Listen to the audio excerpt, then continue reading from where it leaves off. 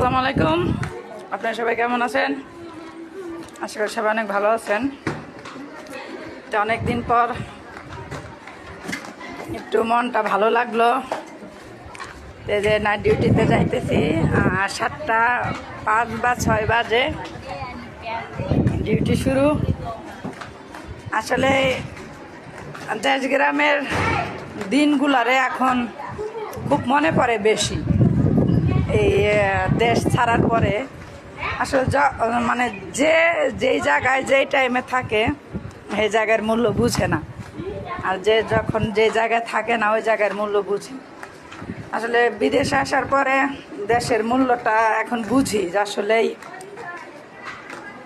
যখন দেশে ছিলাম কতই না শান্তিতে ছিলাম, আর বিদেশে আসার পরে দেশের শান্তি আর পাই না।